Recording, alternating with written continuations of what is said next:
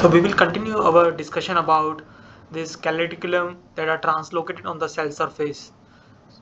So in the previous video we have understood that in the melanchocyte cells or PIG1 cells under oxidative stress there is overexpression of calreticulum, and those overexpressed calreticulums are predominantly found on the cell surface of these PIG1 cells. However, how this translocation occurs from the endoplasmic reticulum to the cell surface is yet to be identified. So in order to identify the mechanism, they did some experiment, and and the hypothesis for their experiment is that ER stress might cause something to translocate these calreticulums to the cell surface, because calreticulums are the intercellular chaperones that are found in the endoplasmic reticulum. And one of the changes that occurs in this PIG1 cells under oxidative stress is that ER stress is induced in these PIG1 cells under the oxidative stress caused by the H2O2 in the experiments that they have did. So in order to validate or check their hypothesis, they check the different signaling pathways that are triggered during ER stress, and there are three major signaling pathways. That is Perk signaling pathways, IRE1 alpha signaling pathway, and the ATF6 signaling pathways. And the ER stress reporter that they have used is this HSPA5. There are other reporters also for the ER stress, that is the CHOP protein. However, in this paper they have used HSPA5 as a reporter for the ER stress. So first they check whether these signaling pathways are triggered when the cells are treated with this H2O2, and they use these PIG1 cell lines and these healthy melanchocyte cells, and they can see that when the cells are under H2O2, when the cells are treated with H2O2, they can see the increase in these signaling pathways, that is Perk signaling pathways, IRE1 alpha signaling pathways, ATF6 signaling. There is not much change they have observed for ATF6 signaling pathways, both in the case of this PIG1 cell lines and melanchocytes, healthy melanchocyte cells without the treatment of H2O2. And this cleaved ATF6 and phosphorylated IRE1 alpha and phosphorylated Perk pathways, they are the intermediate steps that occurs, or they are the post-translation modifications of the signaling pathways occurred whenever these pathways are triggered. So they can see that this for the Perk pathways, they can clearly see the increase between between the cells that are not treated with H2O2, both in the case of PIG1 and the melanchocyte cell lines. And these things are quantified in the right hand side of this panel A, where we can see that the difference is statistically significant for the reporter, both in the case of PIG1 cell lines and MC cells, or the healthy cells.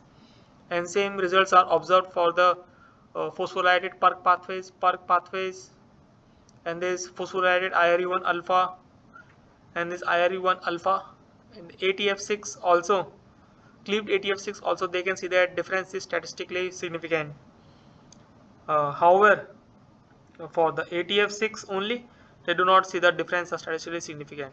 But the cleaved ATF6, they show the difference is statistically significant, indicating that these pathways might have triggered, but to a lower extent, because the native ATF6 or the precursor ATF6 signaling pathways, ATF6 proteins does not shows any upregulations. Later on, after validating that when the cells are under oxidative stress, there is a ER stress induced both in the case of PIG1 cell lines and the healthy melanchocyte cells, they decided to check whether any of these signaling pathways is correlated to this calreticulum overexpression. So here they have presented the results for the Perk signaling pathways. So let us first go through the Perk signaling pathways result. So what they have find out is that for the increase in this increase in the treatment of H2O2 time, there is an increase in the CRT overexpression, and this increase is correlated to the increase in the Perk pathway, increase in the Perk pathways that can be seen in this panel B Western blot.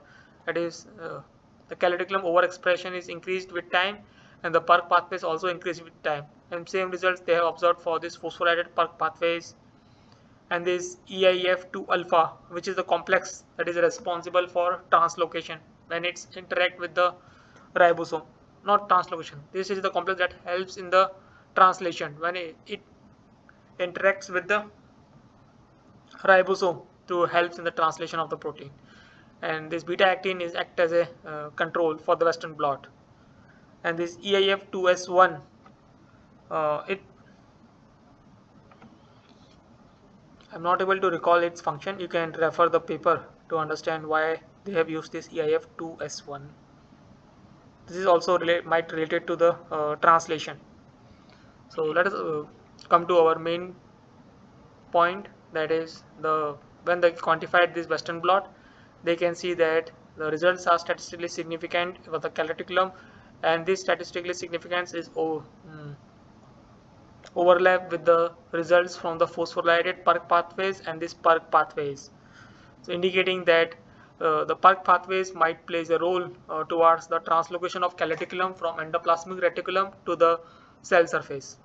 And when they check the results for the other two pathways, that is IRE1 alpha and ATF6, they do not see these correlations, and those results are shown in the supplementary figure S1, and I have not presented those figures here. So I hope you understood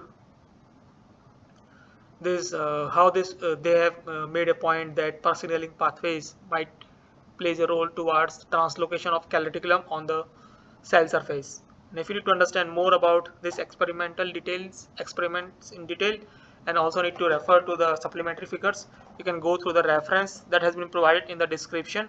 That's all for this video. Thank you for your time.